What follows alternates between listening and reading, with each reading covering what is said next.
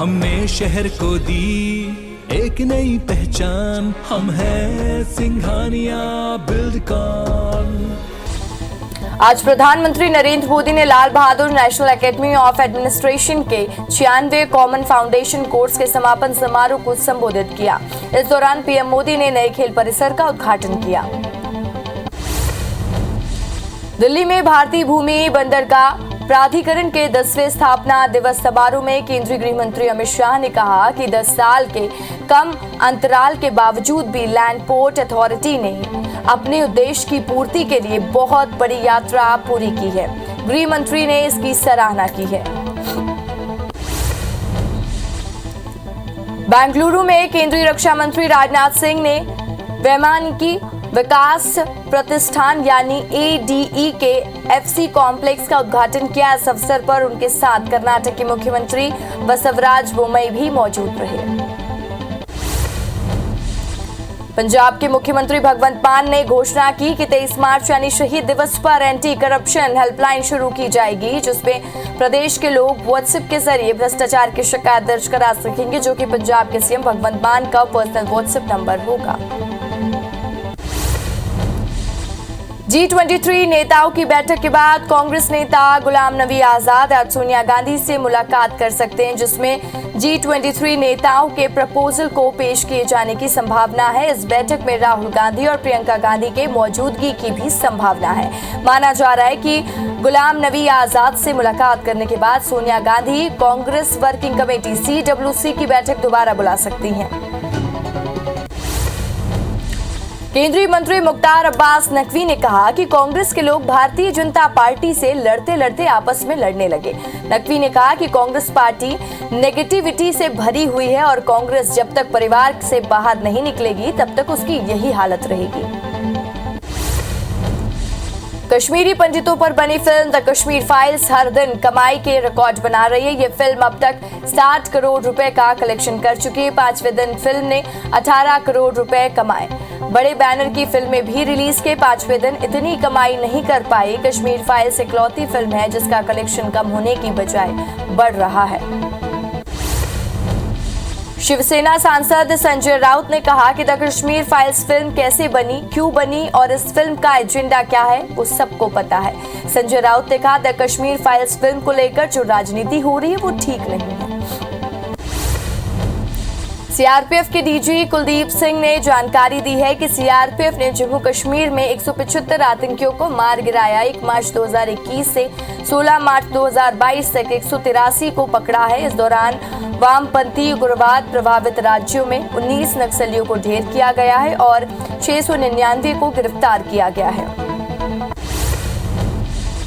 भारत में पिछले 24 घंटे में कोरोना के 2539 नए मामले सामने आए हैं। पिछले 24 घंटे में 4491 मरीज ठीक हुए और 60 मरीजों की मौत हुई। देश में कुल 30,799 एक्टिव केस हैं।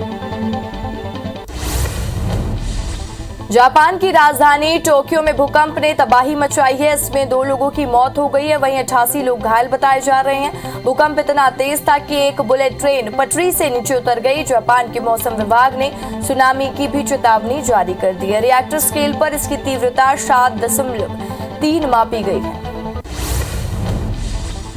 यूक्रेन युद्ध के कारण अमेरिका और पश्चिमी देशों की पाबंदियों से जूझ रहा रूस क्रूड ऑयल के जरिए लिए गए ग्राहक तलाश कर रहा है। वहीं अपनी सहूलियत और जरूरत के हिसाब से भारत ऐसे करार की ओर बढ़ रहा है जिससे न केवल महंगे क्रूड के बोझ से राहत मिले बल्कि रुपए की कीमत भी बढ़े। इससे देश का आयात बिल भी घटेगा।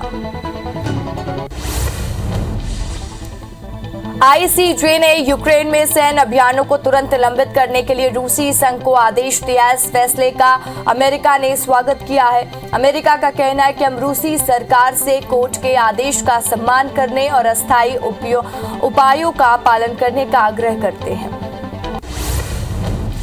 यूक्रेन के हालातों पर चर्चा करने के लिए गुरुवार को संयुक्त राष्ट्र सुरक्षा परिषद यानी यूएनएससी की इमरजेंसी बैठक बुलाई गई है। दोपहर 3 बजे से होने वाली बैठक में अमेरिका सहित कई देश शामिल होंगे। आपको बता दें कि इससे पहले बुधवार को अंतर्राष्ट्रीय न्यायालय ने रूस को यूक्रेन में सैन्य कार्रवाई तुरंत रोकने के आदेश दिए थे। मिशन 2023 का खाका खींचने के लिए शिवराज कैबिनेट की 2 दिवसीय बैठक पचमढ़ी में होगी। इसमें अलग अलग 10 मंत्रियों की कमेटी की रिपोर्ट के साथ आने वाले 2 साल में सरकार आम जनता को राहत देने का रोड मैप भी तैयार करेगी। चिंतन बैठक में शामिल होने के लिए 25 मार्च की शाम सभी मंत्री बस से पचमढ़ी के लिए रवाना होंगे। मध्य प्रदेश में सीएम शिवराज सिंह चौहान ने प्रदेशवासियों को होली की बधाई दी। इस दौरान उन्होंने सभी को गौ कास्ट को होली जलाने की अपील की है। साथ ही सीएम ने कहा कि पिछले 2 साल से कोरोना के कारण अच्छे से होली नहीं मनाई थी, लेकिन अब कोविड पर नियंत्रण है, जिससे प्रदेश में उल्लास है। मध्य प्रदेश में सीएम शिवराज सिंह चौहान ने बीजेपी के लंबे समय तक मुख्यमंत्री रहने का नया रिकॉर्ड बनाया। आज 17 मार्च को सीएम ने 15 साल 11 दिन पूरे किए हैं। इससे पहले यह रिकॉर्ड छत्तीसगढ़ के पूर्व सीएम रमन सिंह के नाम था, जो कि 15 साल 10 दिनों का छत्तीसगढ़ के मुख्यमंत्री रहने का रिकॉर्ड था। हितानंद शर्मा मध्य प्रदेश बीजेपी के नए संगठन मंत्री बनाए गए हैं। वो सुहास भगत की जगह लेंगे। इससे पहले हितानंद शर्मा सह संगठन मंत्री की जिम्मेदारी निभा रहे थे। सुहास भगत को हाल ही में संगठन से वापस संघ में भेज दिया गया है। बीजेपी के राष्ट्रीय महासचिव अरुण सिंह ने शर्मा की नियुक्ति का आदेश पत्र जारी कर दिया है। कवर्धा जिले के नक्सल प्रभावित गांव धुमा छपर में एसपी बैगा आदिवासियों के बीच पहुंचे। इस दौरान ग्रामीणों ने पारंपरिक तरीके से पुलिस के जवानों के साथ होली खेली। बता दें कि क्षेत्र में 2018 में पुलिस और नक्सली के बीच मुठभेड़ हुई थी, जिसके बाद से यहां के ग्रामीणों के मन से डर समाया हुआ है। मंडला जिले के ट्राइबल वेलफेयर टीचर एसोसिएशन के सदस्यों ने आज एनपीए की होली जलाकर अनोखा प्रदर्शन किया और इस दौरान संघ ने प्रदेश सरकार से राजस्थान छत्तीसगढ़ की तरह मध्य प्रदेश में भी पुरानी पेंशन लागू करने की मांग की है। मध्य प्रदेश में राजस्थान और गुजरात से आ रही गर्म हवाओं के कारण भीषण गर्मी पड़ने लगी है। देश में चौथा सबसे गर्म शहर नर्मदापुरम का पारा 42 डिग्री तक पहुंच गया है। वहीं राजगढ़, रतलाम, खरगोन, धार में भी 40 डिग्री से ज्यादा तापमान दर्ज किया गया। मौसम विभाग ने कई जिले में लू के येलो अलर्ट जारी किए हैं। जबलपुर में बीजेपी नेता कमलेश अग्रवाल ने करीब 120 साधु संतों और ब्राह्मणों को द कश्मीर फाइल्स दिखाई। कमलेश अग्रवाल ने मल्टीप्लेक्स में सभी को मुफ्त में फिल्म दिखाई है। इस दौरान सिनेमा हॉल में दर्शकों ने मोबाइल का फ्लैश जलाकर फिल्म के प्रति अपना समर्थन जताया है।